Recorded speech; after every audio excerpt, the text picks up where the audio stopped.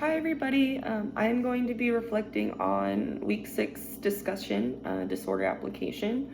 So the first question, I found like 4 different questions within this one question, and so when I'm speaking, I would like to break those up so that I'm speaking to everything clearly, and that it's meeting all of the requirements.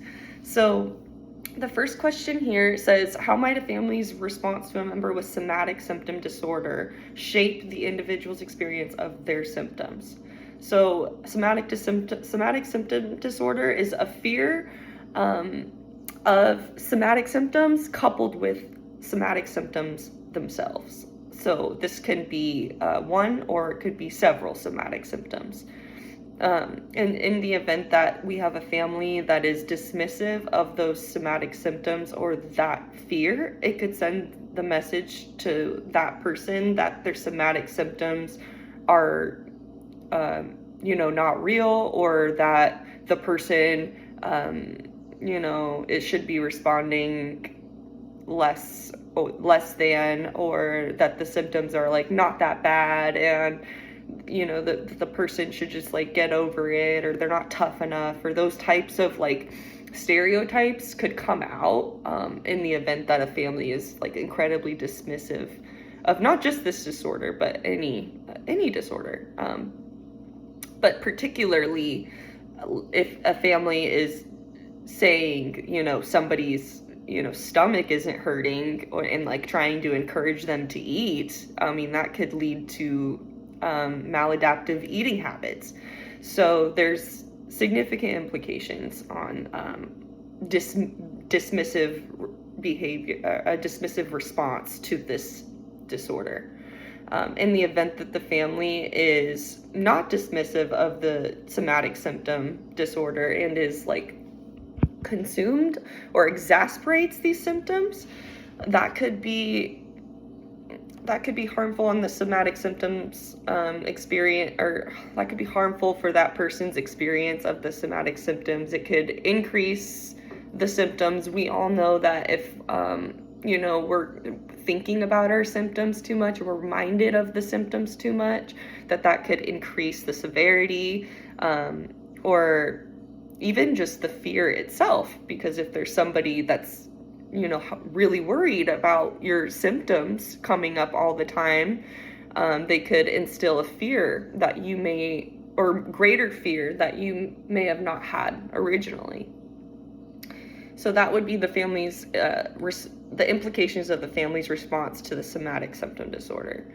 The implications of a family's response to the illness anxiety disorder, I feel like, would be a little different, because illness anxiety disorder actually doesn't require a somatic symptom to be present. It's more of a fear that is associated with the potential of having an illness occur.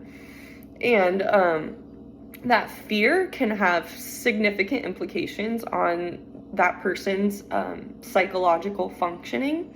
And so in the event that a family is dismissive of that fear, it could isolate that person. It could make the person feel like they are alone in their experience, and that other family members are sort of against them and are not able to connect with them. And so that may even lead to like coalitions, formed against that individual, in the event that they're not accepting of their the illness anxiety disorder. And that can also cause the individual to kind of shut down, stop seeking treatment, or stop communicating with the family system. And that can have implications on their ability to overcome that disorder. Lastly, let's say that the family was very responsive to the illness anxiety disorder, and were overly involved intrusively. That could increase the experience of that anxiety disorder. It could it could send the indirect message to the individual that they're supposed to be overly concerned, or that their level of concern is not adequate given their situation. And so a family's response to both of these disorders has extreme implications on the individual themselves and the prognosis of treatment. The second component to this question is, how can the family's understanding of the disorder impact the overall family system? So I am a huge believer in psychoeducation. I think that the more the family knows about the disorder itself, can help, aid in their ability to respond effectively to the person diagnosed. Additionally, I think that there's a lot there's great implications on the insight of there's still more that we don't know. I'm a huge believer in that there's much more that we don't know about the mind and brain and individual differences than we do. And so just communicating that this is not sort of like the end all be all trajectory for that individual can have implications on the way that the family views that illness. And if a family is viewing an illness as something that is with a recovery mindset, they're going to be more involved in the individual's treatment plan. And we know that the more people that are involved in an individual's treatment plan, or are more supportive of that person in their health and mental health recovery, that the greater likelihood it is they will continue to seek treatment and stay in treatment. So that's really important for not just the individual, but for the family system and their ability to navigate the familial dynamics that may shift resulting from these illnesses. So the second question here is, how do social media platforms contribute to the development or exasperation of eating disorders?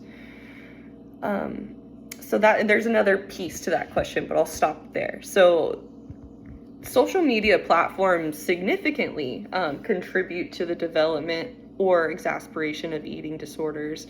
We have things like filters and AI editing tools that can distort the way that we view body types.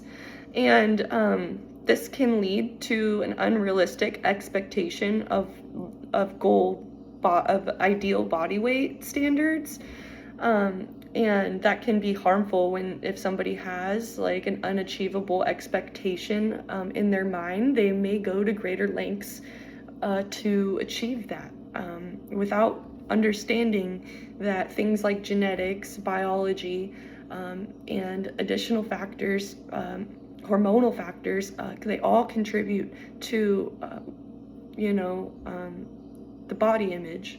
So I think that social media could do better in portraying all of the different components that can contribute to body types, and providing more education on that. So a role that therapists can play in helping clients navigate that influence of social media on self-esteem is they could do just that, kind of explore different things that contribute to one's body type and body image. We can educate clients on the different apps and things like that are used to configure these artificial body types. It's been really effective. Some social influencers have utilized their platforms to present themselves both in an unedited way and in a way that's edited by AI. And I feel like that, just seeing the difference, is really helpful for individuals. But I would also collaborate with my client to see how much time one is spending on social media, since we know that social media does have a correlation with mental health, and there's implications on that. So, but that's all I'll speak on for today. Thank you for listening, and I hope everyone has a great week.